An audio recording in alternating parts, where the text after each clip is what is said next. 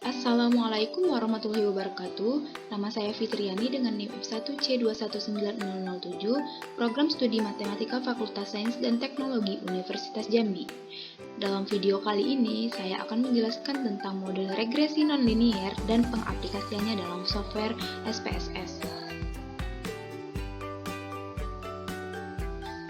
Dalam kali ini, saya akan menjelaskan 5 bagian ini. Model regresi nonlinier dalam parameter dibagi menjadi dua, yaitu model nonlinier secara intrinsik linier dan model nonlinier secara intrinsik nonlinier. Nah, model regresi nonlinier secara intrinsik linier adalah model yang dapat ditransformasikan ke dalam bentuk linier dan dengan menggunakan fungsi len. Sedangkan model regresi nonlinier secara intrinsik nonlinier adalah model yang tidak dapat ditransformasikan ke dalam bentuk linier. Nah, berikut merupakan contoh model nonlinier secara intrinsik linier, yang mana jika persamaan 14.1.1 ini ditransformasikan dengan fungsi len, maka diperoleh persamaan sebagai berikut, yaitu len kan kanan dan kiri, ruas kanan dan kiri menjadi len y sama dengan theta 1 ditambah theta 2x ditambah epsilon. Nah, contoh model regresi nonlinier secara intrinsik nonlinier banyak ditemukan pada model-model ekonomi seperti model produksi constraint elasticity of substitution sebagai berikut ini.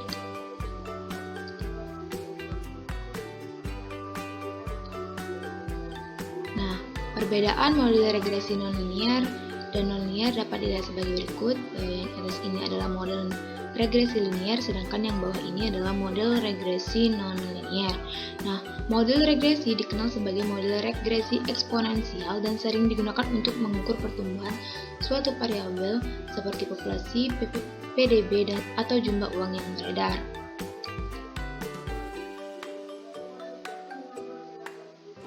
Misalkan ingin diestimasi parameter dari dua model regresi dengan OLS. Dalam OLS yang diminimalkan yaitu jumlah kuadrat sisa, maka untuk model yang 14.2.1 tadi menjadi sigma nu i topi kuadrat sama dengan sigma dari yi dikurang beta 1 topi dikurang beta 2 topi xi dipangkatkan 2.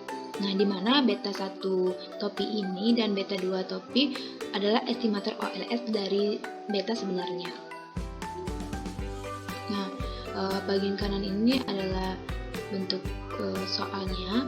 Nah, pada tabel 14.1 ini adalah biaya manajemen yang dibayarkan reksadana terkemuka di Amerika Serikat ke penasihat investasi untuk mengelola asetnya.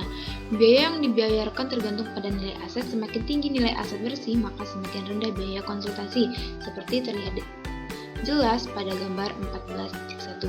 Nah, berikut semakin tinggi nilai asetnya, maka semakin rendah biaya konsultasinya. Semakin ke kanan, maka biaya fee-nya ini semakin mengecil. Nah, karena ini nilai beta 1 dan beta 2 nya ini diketahui, nilai tersebut diperoleh hanya memperkirakan bahwa cocok dengan model regresi linier, meskipun itu mungkin tidak sesuai karena nilai-nilai beta 1 dan beta 2 sudah diketahui, maka persamaan 14.2.2 tadi menjadi ini persamaan ini 14.3.2 yang ini adalah beta 1-nya beta 2-nya maaf. Nah, yang ini beta 1-nya. Karena y, x, beta 1 dan beta 2 ini diketahui, maka dapat dihitung jumlah kuadrat error dalam 14.3.2 ini.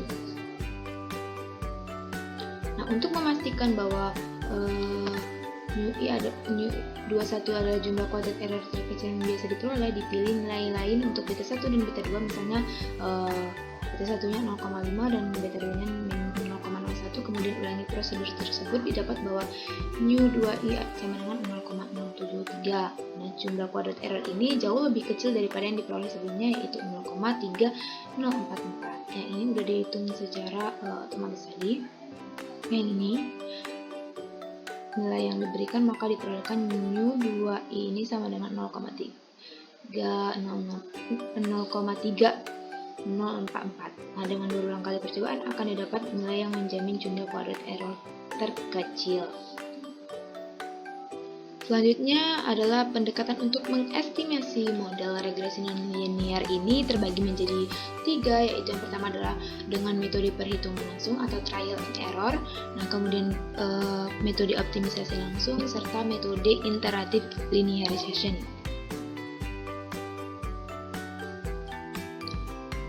Nah, secara singkat, perhitungan langsung atau trial and error ini yaitu metode ini tidak secara umum digunakan karena jika model regresi nonlinear mengandung banyak parameter, maka metode ini menjadi rumit dan mahal. Nah, contohnya model regresi nonlinear dengan 5 parameter.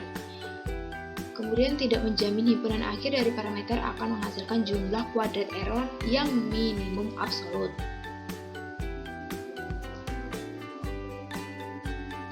Selanjutnya, metode optimisasi langsung ini, dalam metode ini jumlah kuadrat error diturunkan terhadap setiap koefisien atau parameter yang tak diketahui lalu disamadengankan 0 sehingga didapat penyelesaian dari persamaannya. Nah, kemudian metode iterative linearization, metode ini meliniarkan persamaan non-linear, ingat meliniarkan persamaan linear di sekitar nilai awal parameter.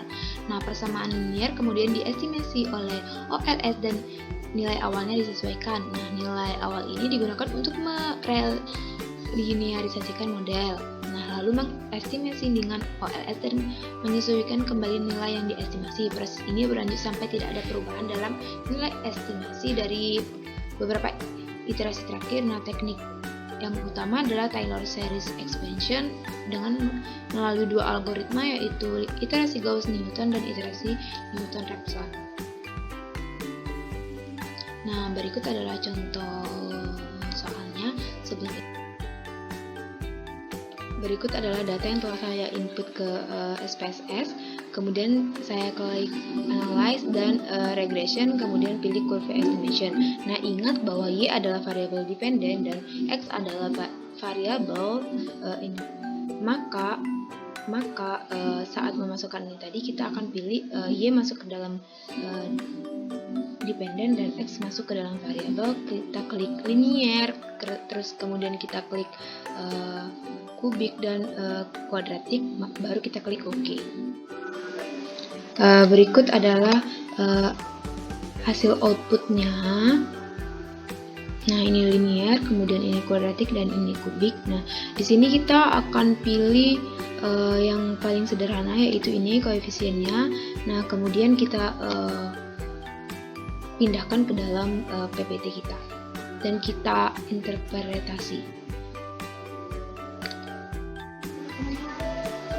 Nah, telah dilakukan analisis regresi nonlinear pada software SPSS tadi. Nah, berdasarkan hasil tersebut, estimasi model yaitu dengan V jadi sama dengan 0,0503, maksudnya dibandingkan dengan 0,02. Nah, sifat-sifat estimator LLS tidak berisi normal, tidak bias, tidak memiliki varians minimum dan sampel kecil atau berhingga. Akibatnya uji T atau uji F tidak dapat digunakan karena tidak dapat diperoleh estimasi yang tak bias dari variansi error dari estimasi residu. Namun R2 ini dapat dihitung, yaitu sebagai berikut, sama dengan R pangkat 2 sama dengan 1 dikurang nu I topi pangkat 2 dibagi dengan sigma Y I dikurang Y bar pangkat 2, di mana Y ini regression dengan UI topi Y I dikurang Y I topi. Nah, Y adalah Y I topi ini adalah estimasi Y dengan modul regresi nonlinear. Akibatnya, inferensi parameter regresi dalam regresi nonlinear biasanya didasarkan pada large sample teori yang menyatakan bahwa estimator kuadrat terkecil dan maksimum likelihood untuk model regresi nonlinear ketika ukuran sampel besar mendekati distribusi normal dan nyaris tak bias dan memiliki variansi hampir minimum. Singkatnya, semua prosedur inferensi dalam model regresi nonlinear adalah large sample atau asimptotik. Nah, kembali ke contoh 14.1 yang tabel tadi, data tadi, nah statistik T untuk estimasi model regresi V hanya bermakna jika ditafsirkan dalam konteks large sampel. Dapat dikatakan bahwa koefisien yang diestimasi dalam estimasi model regresi V masing-masing signifikansi. Secara statistik, untuk menghitung tingkat perubahan Y terhadap X digunakan aturan penurunan sebagai berikut, yaitu dou Y per dou X sama dengan beta 1 dikali beta 2 dikali eksponen dari beta 2x sama dengan ini adalah 0,002, ini adalah beta 1 nya, dan beta 2 nya adalah 0,503 dan eksponen dari beta 2x ini. Nah, terlihat tingkat perubahan V ini tergantung pada nilai asetnya. Nah, sekian presentasi dari saya. Lebih kurang saya mohon maaf. Terima kasih telah menyaksikan video ini. Saya akhiri. Wassalamualaikum warahmatullahi wabarakatuh.